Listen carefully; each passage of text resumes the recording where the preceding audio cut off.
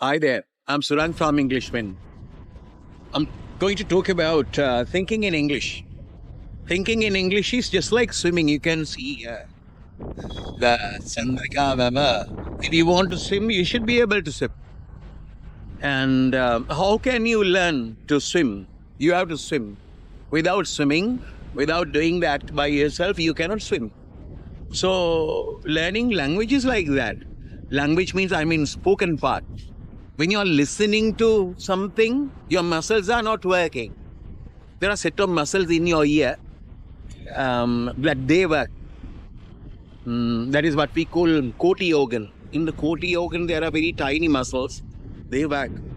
But you cannot control these muscles, the tiny muscles. But when you speak, you are controlling good number of muscles. Your muscles of your neck, muscles of your cheek, muscles of your eyes, muscles of your and shoulders, and good number of muscles. Your tongue, the basic thing, producing sound. And in your vocal cords, there are tiny muscles that fixes cartilages, attached to cartilages, and so on. There are a good number of muscles. So you're generally using muscles. The muscles should be trained. Muscle memory, we call it. Muscles should be trained. Athletes, when they run, they have to train the muscles. That's why they are doing the things every day. They run and they practice. So then muscles become really used to that. They are used to. Muscles get used to the exercise so that they can run. So if you're not running for a long period of time, and if you go to run, you won't be able to perform likewise in a nice way. So therefore, it is an act of muscle. Unless you train your muscles, you cannot do speaking. One nice example is driving a car. Driving a car, you may be an intelligent guy, you may be an engineer, and you know everything about automobiles and vehicles and parts and everything, the carburetor and four-stroke engine and how the phases are going, two-stroke engine and everything you know. But you won't be able to drive the car.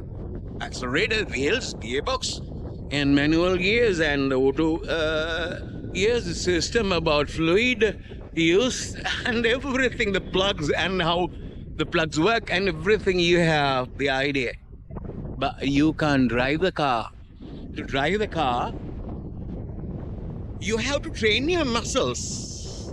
Because when you drive your car, you have to train your muscles. Who is training your muscles? Are you training your muscles? No, you cannot train your muscles. Your brain trains your muscles. Even though you try hard, you cannot train your muscles. If you want to train your muscles, you should do that. Then your brain realizes how the muscles work. Then they write the program. And then first the program should be written, and then your muscles can again work accordingly. So that is the reason why you have to drive a lot before you can come to the town. Instantly, within a very short period, you cannot do that. Again and again and again and again, you train your muscles. You cannot train your muscles, as I have told you. When you do that, the training of the muscles is done by the brain. So then there is a middleman, the brain. Brain is doing everything, but brain has a specific program. The supervisor is in the brain.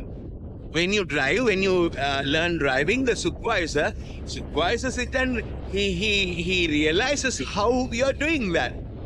Then whenever you drive, he instructs your muscles. Okay, now this bend is to the left, and you do that. The angle should be this one. The strain or the power of your muscles should be something like that. As you are a strong guy, you should not turn the wheel that way.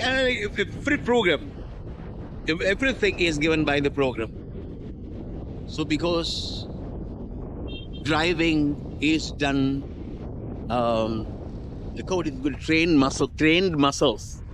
So spoken language is a trained muscles. Clear? Train muscles. So therefore, you have to train your muscles. If your muscles are not trained, you cannot speak. The only thing that you can do is you can make sentences and you can speak out the sentences, but you are not speaking. So if I'm doing a YouTube channel, even though I cannot speak the language, I can do the YouTube channel because I have passed my O-levels. In O-levels, I have written everything. I know a bit of grammar and I have a good idea of grammar. So then I can make sentences. Making sentences is not speaking. Making sentences is not speaking. So then I can do a YouTube channel if you want. So I would say something and then I take some time to think about the next sentence. I have to get go to my vocabulary and I have to think about it. How can I construct that thing? During the period, I use singular. That's okay, no problem. So I can do that. And it is just like a kadu fight in a drama. You can practice a kadu fight, but it is a practiced one. It is deliberately you program that. And if you go to a real kadu fight, you won't be able to do that. In dramas, Shakespeare drama, and people use a very beautiful language. But these guys, they learn that that's really a good thing. They learn in dramas, English dramas, Shakespeare, whatever. They learn the sentences, they learn the dialogues, and they do it perfectly. But that is not spoken language. That is learning things by heart. That should be, and something like that. So if you want to speak, you have to train your muscles. To train your muscles, you have to speak. So, and the other fact is spoken language basically is automatic, naturally it comes. For example, when you are doing this thing, I have nothing to look at. I have nothing. So, whatever I think, I express the idea. So that is basically what should happen. Automatically, words and phrases should come to you. Then you can develop your spoken language. Whatever you think, you should be able to talk about. That is the spoken language. So therefore, you have to watch. You have to find sort of programs. That is what I say. Total immersion. In total immersion, you can see how they produce language. Not my things, I mean. You don't want to come to my programs. So there are millions, billions of programs on TV and on TV or on YouTube. So you can find and you can select something and you can do the job. So, well, that is what I want to tell you. If you want to speak the language, you have to train your muscles. And otherwise you won't be able to do that. If you are listening continuously to Sinhala, what happens is you are thinking in English. The topic is that you're thinking in English. If you want to think thinking in Sinhala, if you want to think in English, you have to be totally immersed. Total immersion makes you think in English. So therefore, please try your best to find programs that you can immerse in it. You can immerse in the language. How do you know that? So the people who do total immersion, language-wise, or whatever it is, you should see whether without an aid, they should be able to speak at least 10 minutes continuously without looking at the lens.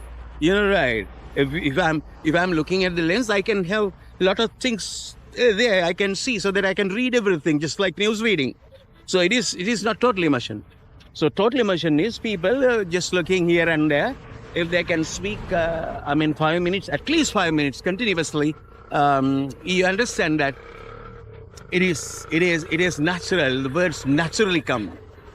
That is what you should watch. So that is why I said Alina Rees, Lydia Makoba, and Lingua Marina. I told you And also, today or tomorrow, I'm going to show you a guy. He is barman, small guy, I think 12 years old, also one from India. He is doing a channel. Perfect, very good, very nice, very good language. Really fluent guy in English. He's doing a channel. Nobody is watching those things that much. All the Indians are watching basically the people who are doing things in the Hindi language or Tamil language or the English language. So somehow Ali Narvis has done something. So there I'm going to wind up the thing that I want to tell you. And please share, subscribe, and give us a like, and most importantly, comment. So I'm Suranga. So for the time being, so bye.